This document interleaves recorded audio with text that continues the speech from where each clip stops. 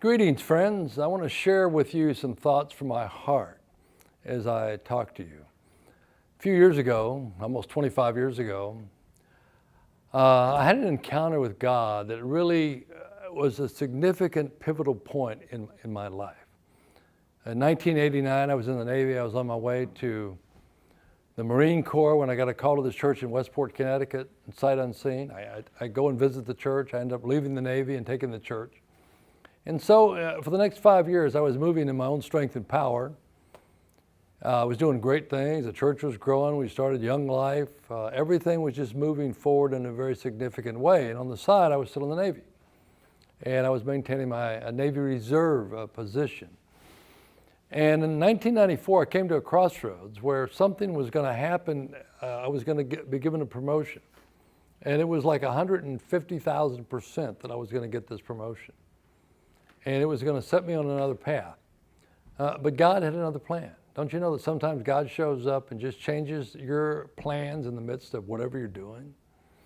Well, thinking all along that whatever is going to happen, doesn't happen. And when I got the word that I did get this promotion, I want you to know I was upset. I was angry. I was livid. And I'm thinking, how can this, sure and certain thing not happen? And so I used to walk 3.5 miles a day, and I remember taking off in Rivers. I didn't say anything to her. I just left the house, and I'm walking, and I'm fuming, and I'm mad, and I'm upset. And there's a lot of people I was really upset with. I was angry. The Lord knows what was spewing out of my mouth. And as I'm walking along, seething and thinking, this is not fair. This isn't working out the way I thought it was going to work out. All these thoughts. And immediately I remembered something from the night before. I'd been at a party and I'd gone to the bathroom, and in the bathroom on the wall was hanging a little needle point. And with these words, "Be still and know that I am God," from Psalm 46. And all of a sudden I got this mental flash of this little needle point in my head saying, "Be still and know that I'm God." And in that moment, it was like it was a jolt. I'll never forget it. And simultaneously, I felt the peace and the presence of God in the midst of that. And even though in my mind I didn't understand it, my heart did. Because immediately the peace of God came on me. And everything I was saying and thinking and doing just stopped. Because God really touched my heart with His word that I'd seen the night before in that moment, when I felt like everything was unraveling. And in that same year, 1994, God did a significant shift in my life because He knew that the path He had set before me was completely different and foreign from anything I'd ever imagined. In that same year, I had an encounter with God in my car. I write about it in my book, which changed my life, changed my church's life, changed my wife's life.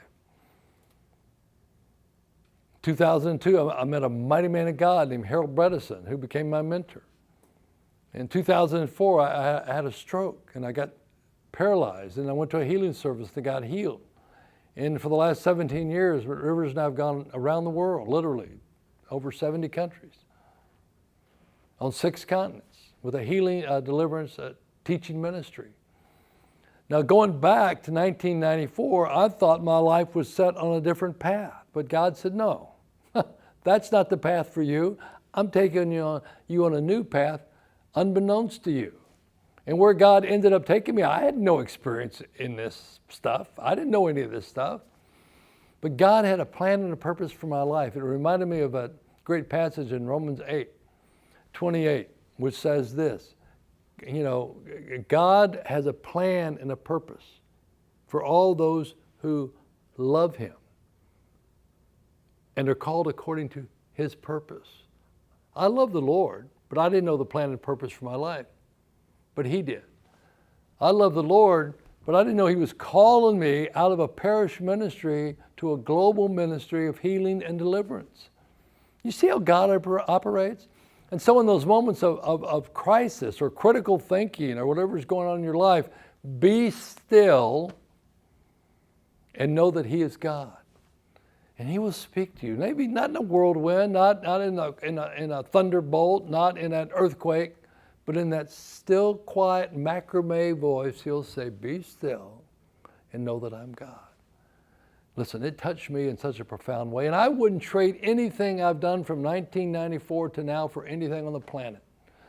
I'm so glad that God tapped me and Rivers and chose us for such a ministry, that he could use us, and the rewards have been so incredible. I could have never thought the stuff up back then. My little feeble thinking was over here. God had a great plan for our life. He always knows what he's doing, doesn't he? He's so good, isn't he? And we can trust him, right? Because he's God. Lord, I'm thanking him every day that he gave me that little Psalm 46 word, to be still and listen, and to trust him, and to know that he knew exactly what he was doing in the midst of what seemed to be in the moment, a meltdown. God was restoring and using, and setting my feet on the path that he had selected for me, unbeknownst to me. I hope this has been helpful. I don't know what you're going through in your life right now, but look, if you're having a similar experience right now, be still and listen to the voice of God. He will speak to you. He'll speak to your heart and to your mind. And he will let you know that he loves you and he's with you. And he's never done with us either. I don't care how old you are. God is never done with any of us. That's the God we serve. Hey, if you want to reach out to me, hit the comment section if you're following me on Facebook, or go to my webpage, paulteskeministries.com. Hit the prayer button. Send me your prayer requests or your thoughts and share them with me, and I'll get back to you, as I always do. And in the meantime, I'm going to leave you with this. Go in peace and serve the Lord. Amen? And all God's people said, amen.